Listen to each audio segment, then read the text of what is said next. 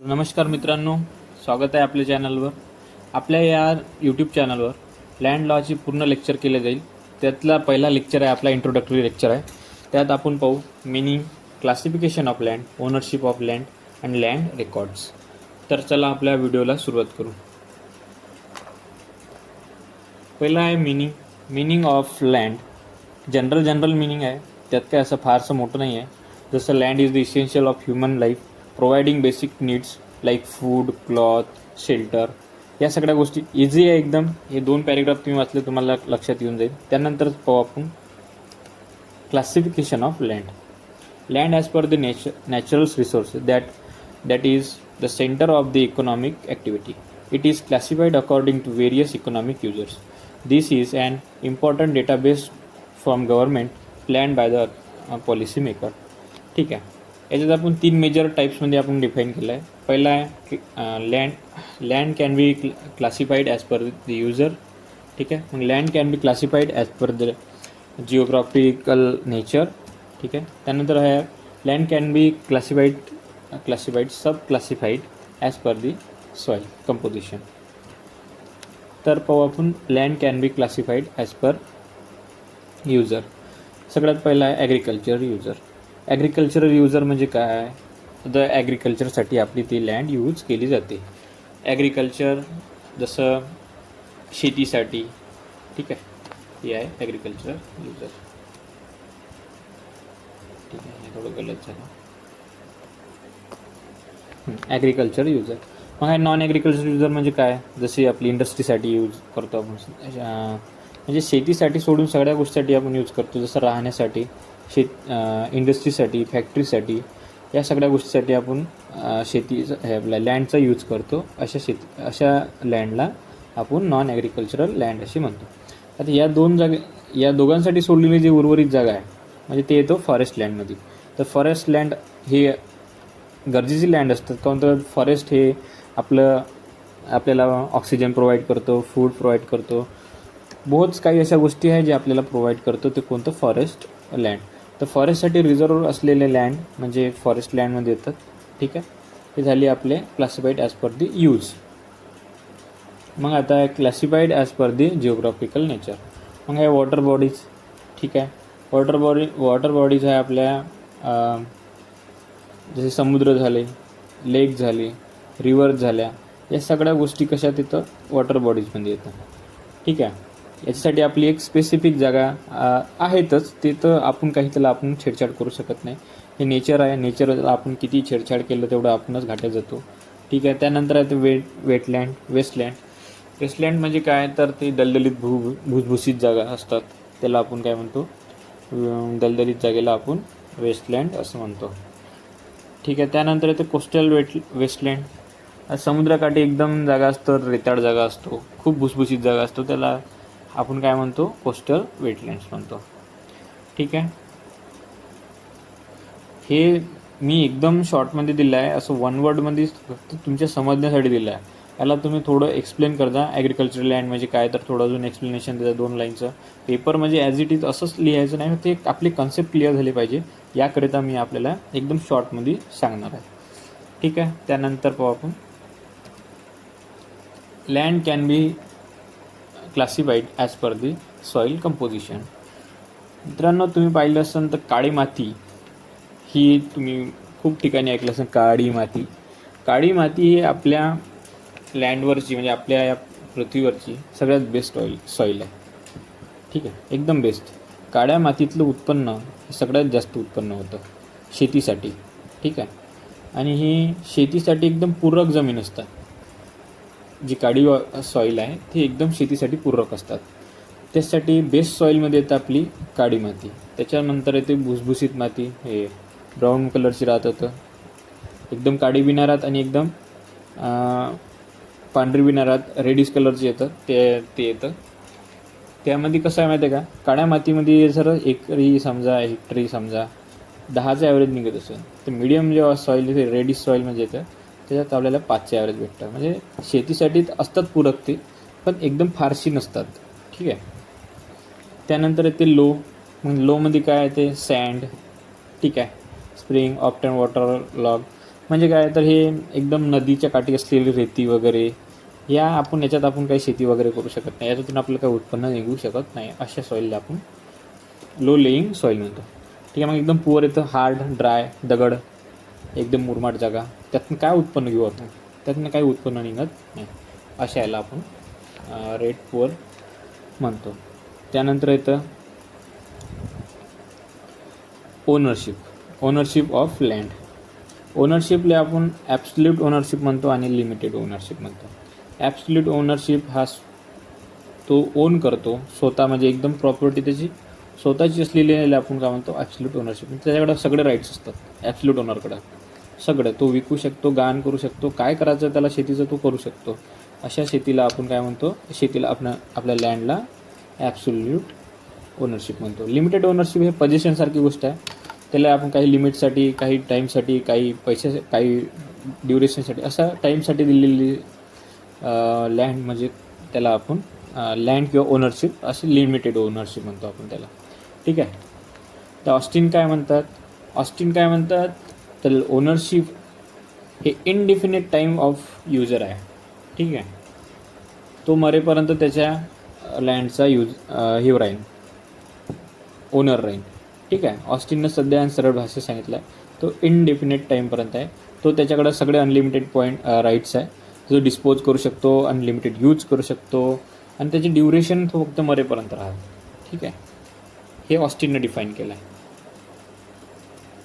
ठीक आहे. त्यानंतर होलँड काय म्हणतं, होलँड म्हणतं 3 फॅक्टरमध्ये त्यांना डिवाईड केलं आहे. पहिला आहे पोझिशन, त्याच्याकडं पोझिशन असतं. ठीक आहे. ओनरकडं तो एन्जॉयमेंट, तो त्या लँडचा यूज करून तो उत्पन्न काढन किंवा राहीन तिथं, काय करायचं त्याला तो करेन. त्यानंतर आहे डिस्पोजिशन, तो त्या शेतीला समजा, त्याच्या लँडला समजा तो विकून टाकन, काही करन, तो गहाण करन. याला आपण अशा 3 पद्धतीत त्याने फॅक्टर पाडले आहे. ठीक आहे. कोणी, होलँडनी. लक्षात राहील होलँडनी काय म्हटलं आहे, तो त्याची पोझिशन असतं त्या लँडवर, त्याच्यानंतर तो एन्जॉयमेंट करतो त्या लँडचा, त्यानंतर तो डिस्पोजिशन, म्हणजे तो विकू शकतो, गहाण करू शकतो, काही पण करू शकतो त्याच्या लँडचा. ठीक आहे. आणि आता ओनरशिपमध्ये त्याचे डॉक्युमेंट्ससुद्धा येऊन, त्याचे लिगल रिप्रेझेंटेटिव्ह येतं. ठीक आहे. म्हणजे काय तर तुम्हाला या गोष्टी असल्या पाहिजे, तेव्हा तो आपण त्या लँडचा ओनर समजतो. सगळ्यात पहिला येतं डॉक्युमेंट म्हणजे कसं, तर डॉक्युमेंट म्हणजे डीड असली पाहिजे, सेल डीड असली पाहिजे, गिफ्ट डीड असली पाहिजे, असा एक लिगल डॉक्युमेंट असला पाहिजे त्याच्याकडे, का त्याच्यातून आपण समजतो का हाच आपण त्या शेतीचा, त्या जमिनीचा, त्या घराचा मालक आहे, असं आपण गृहीत करतो. ठीक आहे. मग लिगल रिप्रेझेंटेटिव्ह असले पाहिजे ओनरचे.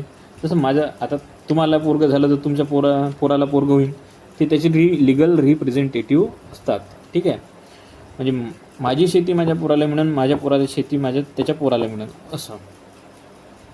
ठीक आहे. हे झालं लिगल रिप्रेझेंटेटिव्ह. कधी डेट झाल्यावर लिगल रिप्रेझेंटेटिव्ह कधी, मी मेल्याच्यानंतर माझ्या पोराला मिळेल, पोरगा मेल्याच्यानंतर त्याच्या पोराला मिळेल, असं. ठीक आहे. त्यानंतर पाहू डिस्टंट किंड्रेड. आता याच्यात काय असतं, लिगल हिअर जो आहे, लिगल हिअरच नसतात. ठीक आहे. आता एक्स पोरगा आहे, त्या एक्स पोराला जर काही पोरच नसले तर तो काय करा, त्याची जे एक्सची जी फॅमिली आहे त्याच्यामध्ये ते प्रॉपर्टी डिस्प्यूट होऊन जाईल.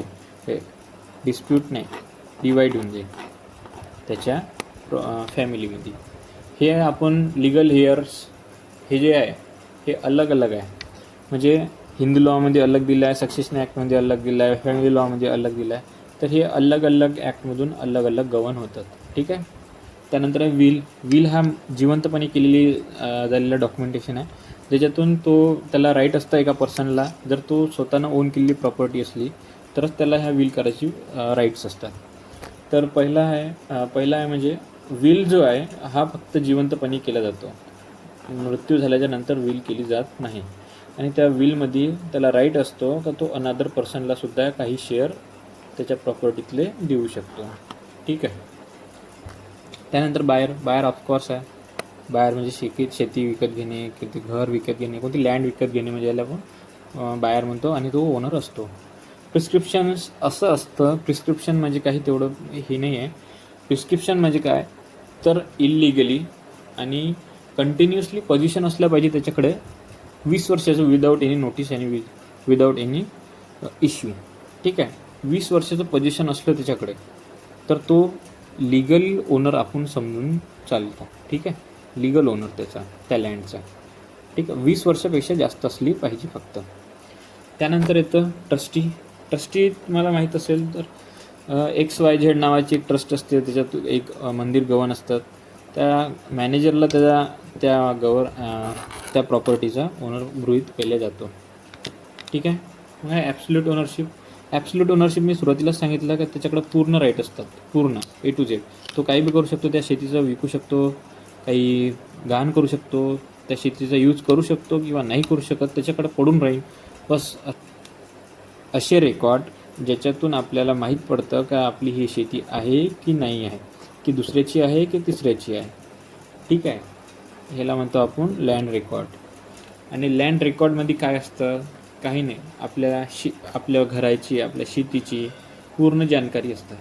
कोणी घेतली, त्याच्या आधी कोण ओनर होता, त्याच्या आधी कोण ओनर होता, ह्या सगळ्या गोष्टी कुठं असतात, लँड रेकॉर्डमध्ये असतात. बघा आता मी दाखवतो वाचून. तर पहिला आहे तर सुरुवात. The land records are the document that contain the information about the land ownership. ठीक आहे, काय असतात, ओनरशिपची इन्फॉर्मेशन असतात. The boundaries and other relevant details. ठीक आहे, त्याचे काय असतात, बाउंड्रीज, टेरिटरी. एका सरळ भाषेत सांगायला झालं तर एक शेती असं, त्याच्या शेतीचं काय असतात, धुरे असतात. एवढा धुरा माझा, एवढा धुरा तुझा. ठीक आहे, घर असलं, आता घर आपण कंपाऊंड करतो, ह्या कंपाऊंडच्या त्या काठच्या आपली जमीन असतात का, नाही असतात. काय असतात, ते डिफाईन असतात. एवढी जागा तुझी, त्याच्या पलीकडं नाही. ठीक आहे, ही तुझी जागा, ही माझी जागा, बस, त्याच्या पलीकडं काही नाही. त्यानंतर land record play crucial role in establish the verification of property. Verifying property. ठीक आहे, ऑब्वियस आहे. आता जर एका गोष्टीचा जर 7/12 बनला आहे, आता समजा 7 एकराचा 7/12 बनला आहे. आता हा थोडी म्हणू शकतो का हा 7 एकराचा 7/12तला 2 एकर माझा आहे म्हणून, नाही ना. हे कुठं माहीत पडेल आपल्याला, हे लँड रेकॉर्डमध्ये माहीत पडेल. तो म्हणताय का माझा 2 एकर आहे, तर लँड रेकॉर्डमध्ये लिहून असतं की ही 7/12चा आहे. हे 7 एकराचा प्लॉट 7/12मध्ये फक्त एका व्यक्तीचा आहे आणि ह्या याचाच आहे, म्हणजे याचा 2 एकर आहे का इथं, नाही आहे. हे कुठं भेटतं आपल्याला, लँड रेकॉर्डमध्ये. ठीक आहे, तर काय काय असतात लँड रेकॉर्डमध्ये, विलेज फॉर्म्स असतात, मॅप्स असतात, सर्वे नंबर असतात. ठीक आहे, टाऊन प्लॅनिंग रेकॉर्ड्स असतात, टाऊन प्लॅनिंग स्कीम असतात, इम्प्रूव्हमेंट असतात त्याच्यात, स्कीम. ठीक आहे, ह्या सगळ्या गोष्टी असतात. ठीक आहे, विलेज फॉर्म पाहू आपण समोर. विलेज फॉर्ममध्ये काय काय असतात, हे 6 गोष्टी असतात. ठीक आहे, काय असतात, to account relating to the area and land revenue. ठीक आहे, अकाउंट असलं पाहिजे एरिया आणि लँडचं. त्यानंतर अकाउंट रिलेटिंग टू पर्सन असला पाहिजे, त्या पर्सनची डिटेल असली पाहिजे अकाउंटमध्ये. त्यानंतर रेव्हेन्यू अकाउंट रिकव्हरी, त्याच्याकडून घेतलेले पैसे, त्याच्याकडून दिलेले रेव्हेन्यू हा त्याचा मेंटेन असला पाहिजे. ठीक आहे, to keep revenue account relating to the static sound and general administration. ठीक आहे, ॲडमिनिस्ट्रेशनसाठी पूरक असलेली माहिती पूर्ण असली पाहिजे त्याच्यामध्ये, related to static and sound. ठीक आहे, त्यानंतर to account due to that land revenue, त्याच्यावर किती ड्यूज बसले आहेत ते सुद्धा लिहून असलेले असले पाहिजे. त्यानंतर firms and registration in respect of administration and other matters. ठीक आहे, काही अदर मॅटर असले ते सुद्धा ॲडमिनिस्ट्रेशनच्या व्यतिरिक्त. ठीक आहे, त्यानंतर एक्झाम्पलसाठी आहे विलेज फॉर्म.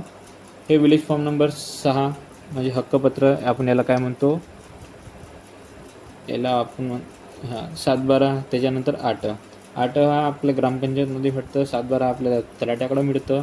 आणि हा विलेज फॉर्म नंबरचा हक्कपत्र जे आहे याला आपण फेरफार म्हणतो. ह्या फेरफार आपल्याला पटवाऱ्याकडंच मिळतो. ठीक आहे, पटवाऱ्याकडं मिळतं किंवा तहसीलमध्ये आपल्याला जाऊन काढता येतं. त्या फेरफारला थोडासा ॲप्लिकेशन द्यावं लागतं. तर मित्रांनो, झाला आपला एक लेक्चर. तर आपला लेक्चर कसा वाटला नक्की कमेंटमध्ये सांगा, आणि मला काही इम्प्रूव्हमेंट करायची असेल तर ते पण सांगा. नवीन चॅनल आहे आपलं, या चॅनलला थोडा सपोर्ट करा आणि असेच नवनवीन व्हिडिओ पाहण्यासाठी आपल्या चॅनलला सबस्क्राईब करून ठेवा. चला तर भेटू आपल्या नेक्स्ट व्हिडिओमध्ये.